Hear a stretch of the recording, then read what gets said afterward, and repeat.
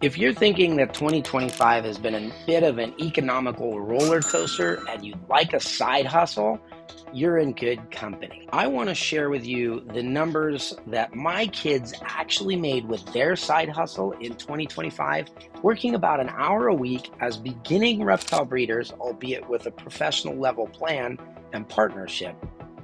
But they were able to pull off $15,000, more than $15,000 actually, as reptile breeders. Now, how did they do that? Let me tell you.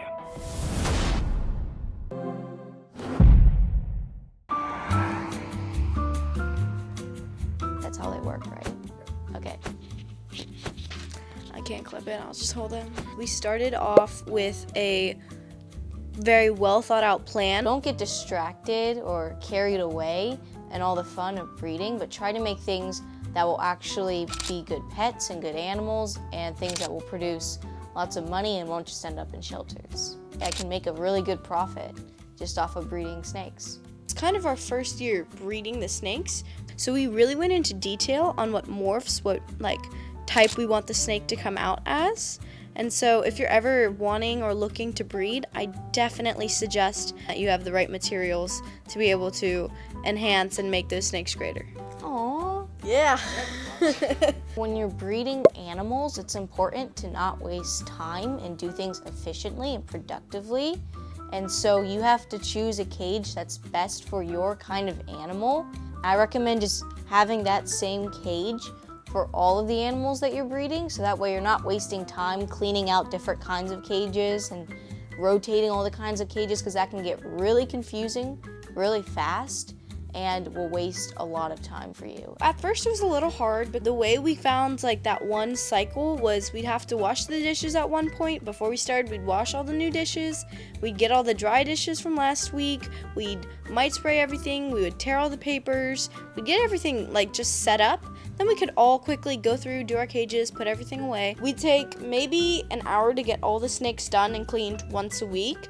And of course, we spot clean and put waters in when we notice they're running out. The most important reason that everything should be standardized is just to keep you from burning out.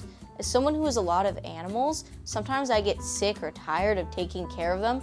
If every single animal I have to take care of, I have to do something different. Because then there's a lot of schedules, and it'll all confuse you, and it just gets to your head, and then eventually you don't even want to take care of those animals, even though you do need to take care of them.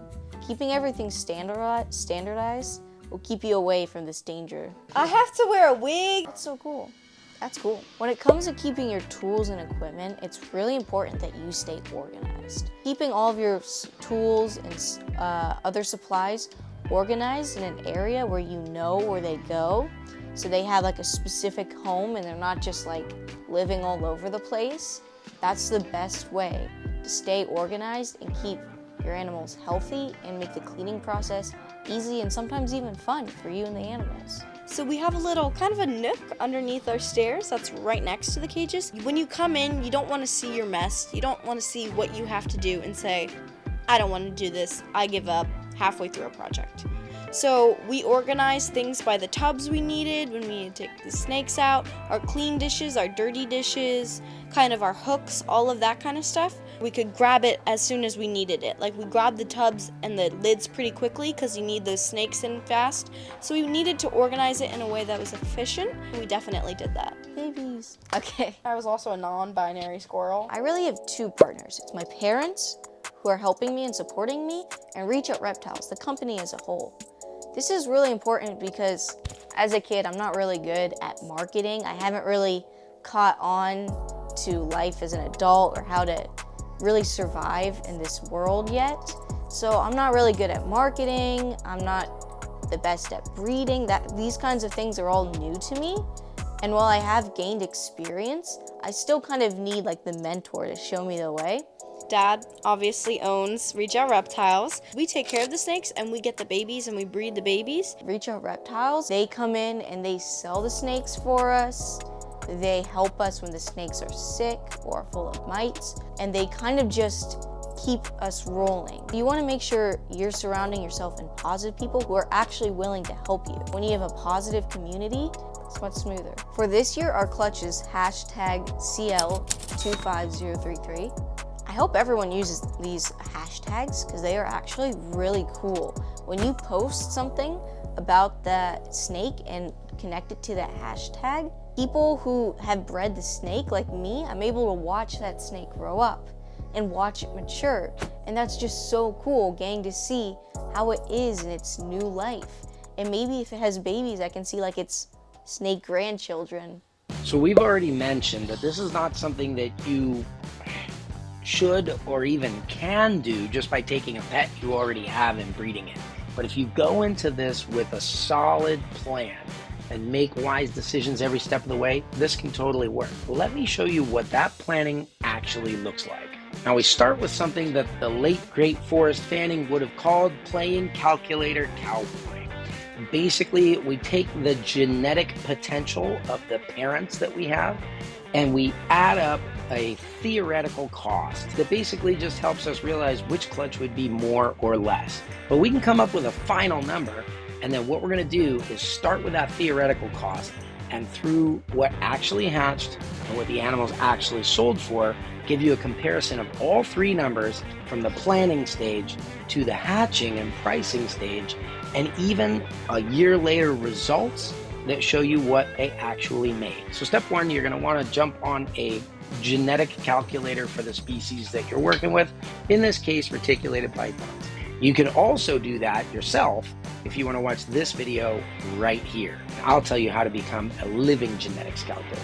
So if we jump onto this calculator, we see that there are 16 different possibilities, with all, coincidentally with this clutch, a 1 in 16 chance. Because 16 breaks down into 4s and plugs well into a genetics calculator, and it's very close to the average clutch size of like a Superdwarf cross reticulated python, I love to assume 16 eggs when I make up these calculations. Now, once we know what we're going to hatch, we need to price these out at market value. One caveat here with most of the morphs, if not all in this clutch, the males were significantly less expensive than the females. So because we're only assuming one animal and you can't have a half male, half female, we need to get an average price on this so that we can calculate and move forward. Averaging our male-female prices together to get one cost per morph in the 16, and then adding them all up, assuming we got one of each, gives us this number right here. Now maybe you're thinking, Garrett, that sounds great, but hey, best laid plans of mice and men, right? So let's actually go in here with the reality, looking back at the actual facts and figures of what we were able to sell each animal for. Remember, we average together males and female, but you're only going to hatch one or the other. Or maybe you hit the odds and hit 3 of the expensive snake, or maybe you miss the odds and hit 3 of the cheap snakes. This is going to happen all the time. But what I want to show you is the actual numbers collected for this clutch when all was said and done. So here we have the total number after all sales were finalized for what the animals from this clutch sold for. Being that we had a 50-50 breeder loan split agreement between Reach Out Reptiles and the Hartle kids, their take at 50% was this. This is actually where a lot of people get hung up, and you really shouldn't, because we haven't calculated into this cost any losses of things like marketing, time, feeding babies, or any of that, because with the breeding loan situation with, in this case, Reach Out Reptiles as a professional breeder, all of those expenses were offset in exchange for 50% cut on whatever the babies sold for.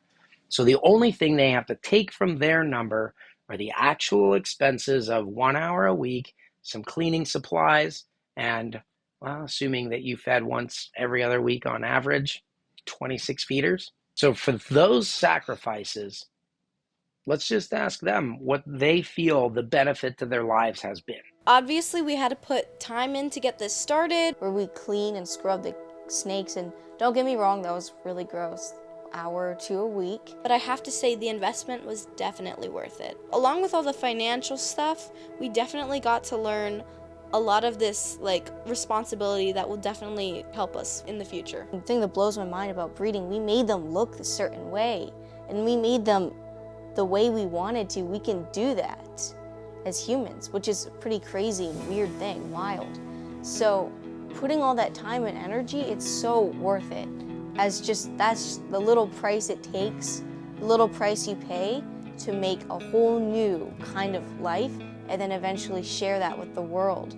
Now again, we're making a pretty big assumption to even make all of this work, and that is that you started with the right animals in the beginning. And that is something that every new beginning breeder needs to know, but a lot of them don't have access to that information. If you need help deciding exactly what's right for you, contact us. Give us a call or an email at the number below. And really, before you do that, just keep watching so that you can educate yourself and have some really good questions for us when you call by watching these next videos. My whole life, whenever we went to a store and we would see what I want, I would really want it. And so I turned to my dad, I'm like, can I have that? He just goes, did you bring your own money? No, I'm 5 years old. I don't have money. So nowadays, it's so much better because when he asks, did you bring your own money? I can finally pull out my money like, yeah, take that, sucker.